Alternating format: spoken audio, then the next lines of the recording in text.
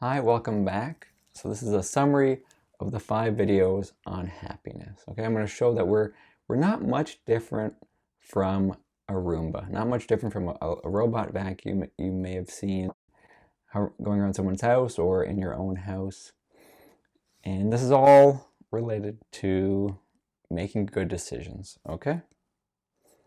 Instead of kind of fumbling around in the dark, trying to, live your life as best you can, not quite sure what happiness is, we're going to explain to you kind of all the advice out there so you can have a nice mental model of why we do what we do. Okay? So on the topic of, so let's pull up the 5 diagrams, okay? So we have the meaning catalog. So that the diagram was a timeline.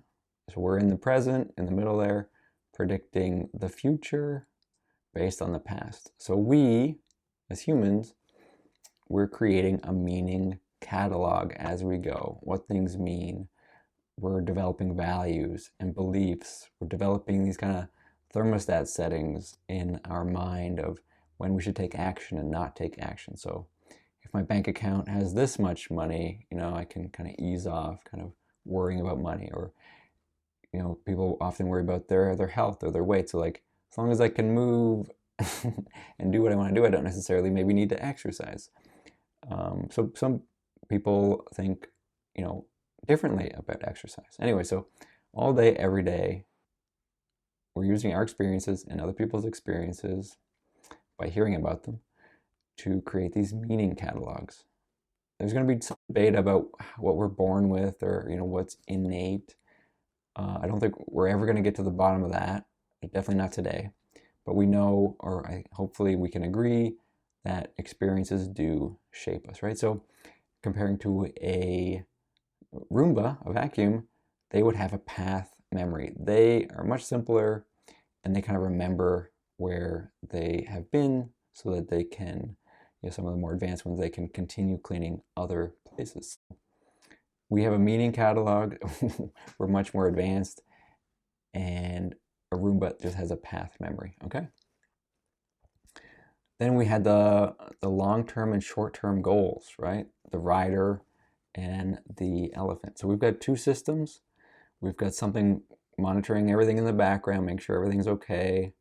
And it has ultimate power. It has override power. And with the Roombas, with the vacuums, when they go to a certain low power, that low power mode takes over and gets it back to the charging dock, charging station, right? Okay, and then we need to kind of decide where to go. We're a lot more complicated. A lot more is happening with us than Roombas, right? So we need something pulling us, directing us.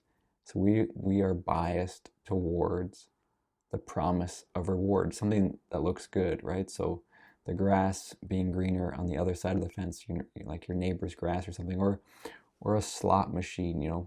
I could get a bunch of money quickly for not not a lot of money. So vacuums, they are just kind of programmed to kind of go straight until something happens, until they run into an obstacle. We need something to push us, and what's pushing us is the promise of reward. In today's society, that can get hijacked with empty promises, with false promises, okay? And then we've got the 2 symbols, the spider and the frying pan.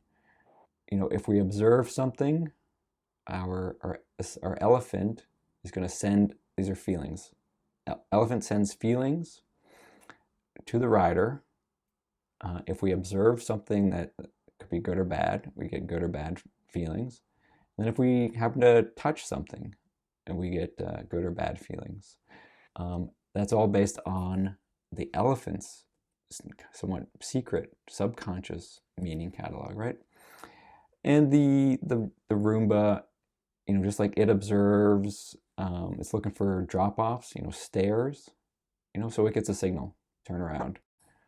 And obstacles, it's got sensors to see obstacles. So it's also, you know, turn around or turn slightly to change the obstacle, right? So we've got kind of the 5 same basics of a robot vacuum. We are, I don't know if the word infinite applies here, but it seems like we need to be ready for anything. So we are programming on the go. The robot vacuums are pre-programmed, right? So we're programming on the go, reprogramming on the go. We've got much more complex sensors and systems and way more feelings. And we are evaluating, you know, the promise of reward, because we have to decide what to do. We're not just a robot vacuum going straight, right? And so if you compare 2 rooms, this is, let's say, the shape from looking top down shape of a room, and I'm gonna draw, you know, the path a vacuum might take in a room, right?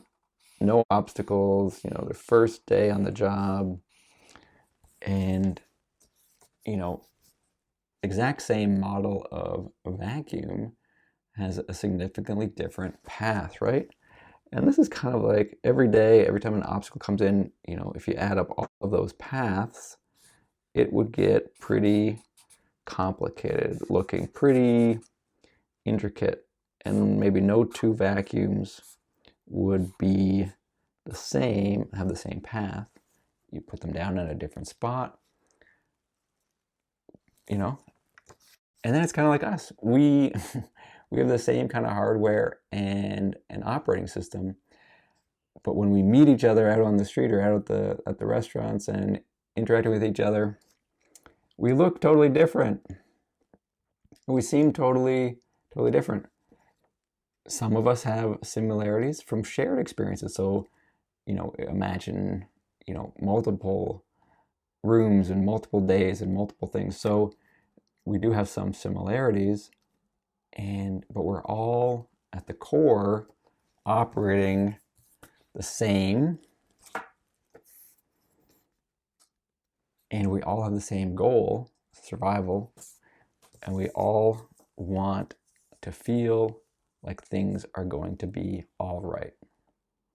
So that is why we do what we do in my mental model with 5 basic things. So I'd love to hear what you think of it, and we'll have more videos on what we can do with this information, how we can apply it, and what it means for society once we recognize that we all want the same thing and we all kind of are operating the same way. So think about this. Watch your daily activities, your daily actions. See if this applies. See if you're getting tricked into false promises of reward. See about those emotions and if they are, you know, based on a good meaning catalog, or if you need to update your meaning catalog. One kind of hint at what we're going to get into in future videos, a way that some people may update their meaning catalog. A famous example would be A Christmas Carol, the Charles Dickens story of Scrooge getting visited by the 3 ghosts, right? Scrooge had one set of values and beliefs, and then he just had to look at it from different time perspectives, look at his life from different time perspectives with the help of those ghosts. And then the next morning, he had updated his meaning catalog and updated his values and beliefs. So we can do that too, even without the help of ghosts, once we know about it. Okay, so let me know what you think. Talk to you soon.